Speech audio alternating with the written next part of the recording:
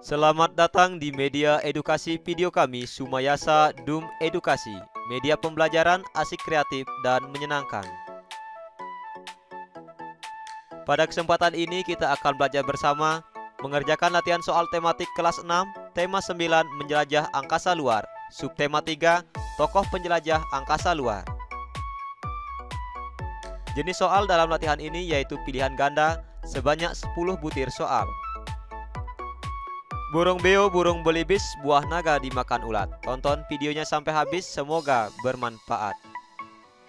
Namun sebelum lanjut, mari kita sama-sama berdoa sejenak agar kita diberikan kemudahan dan kelancaran di dalam belajar. Dan jangan lupa, mari sama-sama kita dukung dan kita bangun channel ini. Klik subscribe, like, dan share agar video ini memberikan manfaat untuk kita bersama. Soal nomor 1. Benda langit yang terdiri dari debu, es, dan gas yang membeku dan juga mengelilingi matahari disebut A. Komet, B. Planet, C. Satelit, D. Bintang.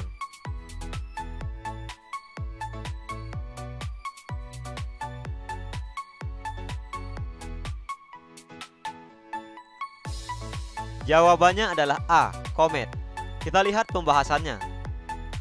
Benda langit adalah objek fisik atau struktur yang ada di alam semesta dan dapat diamati dengan bantuan teropong.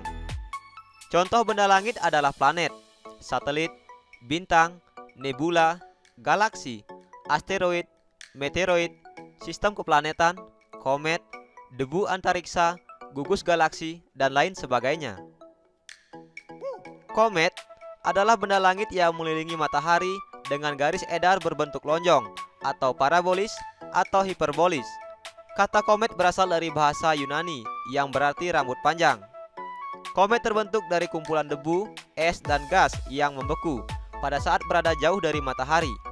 Ketika mendekati matahari, sebagian bahan penyusun komet menguap membentuk kepala gas dan ekor. Salah satu contoh komet adalah komet Halley. Komet Halley muncul di bumi setiap 76 tahun sekali.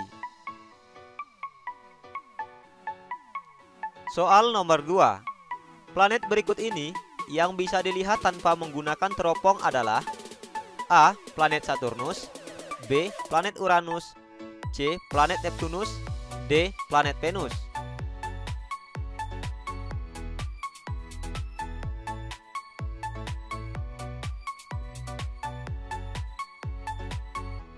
Jawabannya adalah D. Planet Venus. Sekarang kita lihat pembahasannya. Venus merupakan planet yang paling panas dalam tata surya. Venus disebut juga sebagai bintang kejora atau bintang timur. Diameter Venus kira-kira 12.100 km, hampir sama dengan diameter bumi. Venus terkadang dapat dilihat dengan mata tanpa bantuan teleskop. Sebagian permukaan Venus berupa dataran luas yang bergunung-gunung.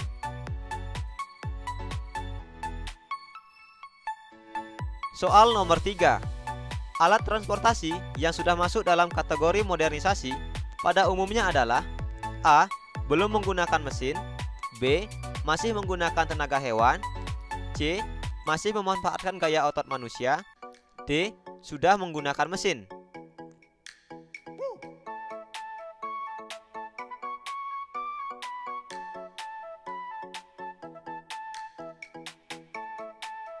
Jawabannya adalah D.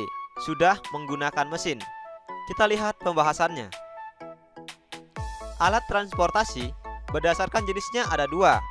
Yang pertama alat transportasi tradisional, dan yang kedua alat transportasi modern. Alat transportasi tradisional yaitu alat transportasi yang masih menggunakan tenaga hewan atau tenaga manusia. Nah, contoh alat transportasi tradisional misalnya sepeda gayung dan sampan. Kemudian alat transportasi modern yaitu alat transportasi yang sudah menggunakan tenaga mesin, misalnya mobil, sepeda motor, kereta api, dan pesawat terbang. Soal nomor 4. Perhatikan gambar berikut ini. Alat transportasi berikut merupakan teknologi transportasi A. Canggih, B. Kreatif, C. Modern, D. Tradisional.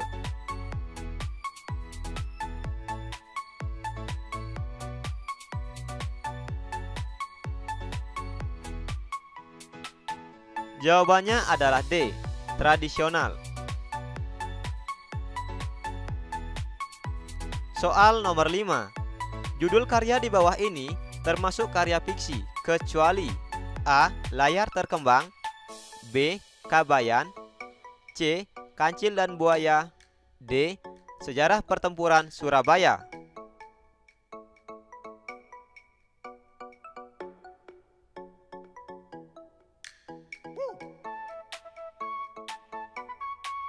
Jawabannya adalah D, Sejarah Pertempuran Surabaya. Kita lihat pembahasannya. Cerita fiksi yaitu cerita atau karangan dari hasil imajinasi pengarang atau seseorang terhadap suatu keadaan. Nah, untuk cerita fiksi misalnya semut dan belalang, kemudian kancil dan buaya. Jadi cerita semut dan belalang, kancil dan buaya ini cerita yang dihasilkan dari imajinasi pengarang atau seseorang terhadap suatu keadaan.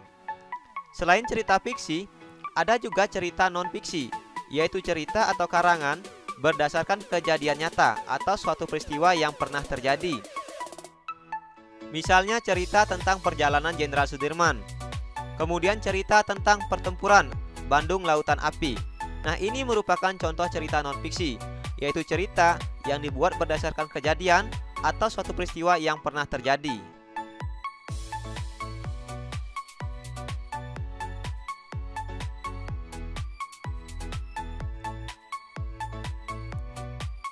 Selanjutnya soal nomor 6.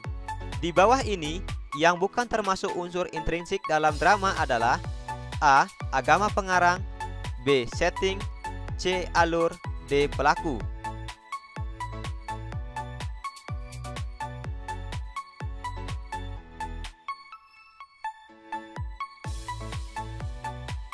Jawabannya adalah A. Agama pengarang. Kita lihat pembahasannya. Drama merupakan salah satu jenis karya sastra selain puisi dan prosa. Karya sastra drama diciptakan pengarang berdasarkan pikiran atau imajinasi, perasaan dan pengalaman hidupnya. Secara umum, unsur-unsur drama dibedakan menjadi dua, yaitu unsur intrinsik dan unsur ekstrinsik. Nah, unsur intrinsik yaitu unsur drama yang berasal dari dalam. Misalnya, tema dan alur, tokoh dan penokohan, latar dan setting, dialog dan bahasa, konflik dan amanat. Sedangkan unsur ekstrinsik merupakan unsur drama yang terbentuk dari luar. Misalnya latar belakang pengarang, nilai agama dan kepercayaan, kondisi politik negara, psikologis pengarang, situasi sosial budaya. Nah, untuk penjelasan lebih lanjut tentang unsur-unsur intrinsik dan ekstrinsik drama, kita akan bahas dalam video yang berbeda. Karena jika kita bahas semuanya dalam video ini, nanti waktu yang diperlukan sangat lama. Soal nomor 7. Semboyan Bhinneka Tunggal Ika yang terdapat pada cengkraman burung Garuda mencerminkan makna rasa: A. Perbedaan yang mencolok, B. Persamaan agama, C. Penghormatan sesama suku bangsa, D. Persatuan dan kesatuan.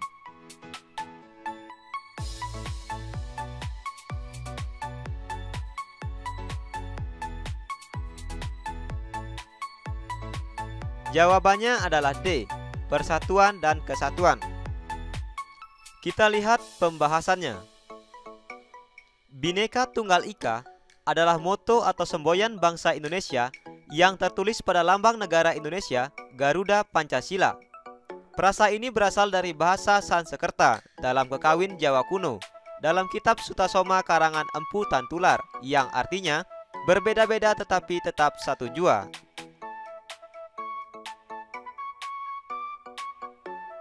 Soal nomor 8.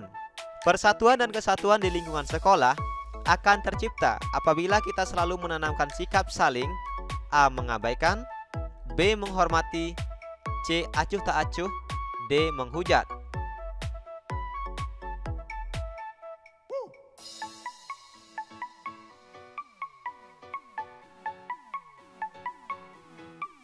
Jawabannya adalah B. Saling menghormati. Jadi, persatuan dan kesatuan di lingkungan sekolah itu akan tercipta apabila kita menanamkan sikap saling menghormati. baik saling menghormati antar pemeluk agama yang berbeda, saling menghormati antar suku yang berbeda, saling menghormati antar budaya dan adat istiadat yang berbeda. Soal nomor 9. Berikut ini yang termasuk teknik dalam membuat seni patung, kecuali A. Konstruksi, B. Memahat, C. Membutsir, D. Membakar.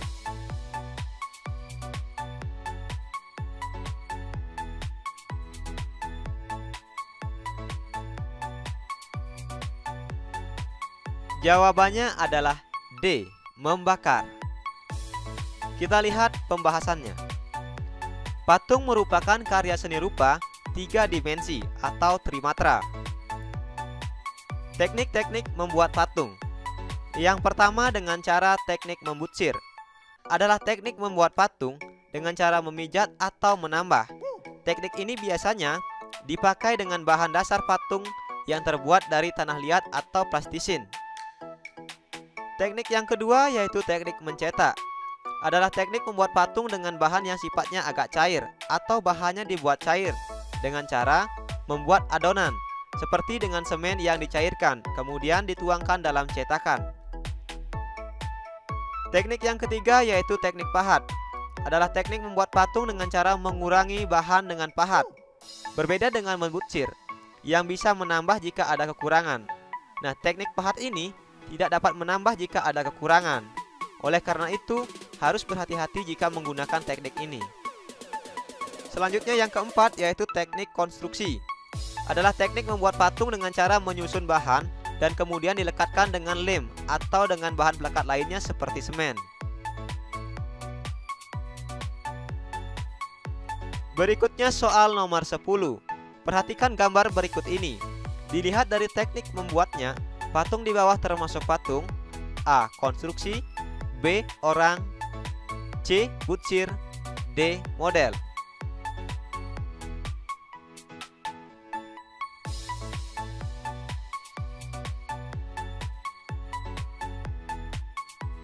Jawabannya adalah A. Konstruksi.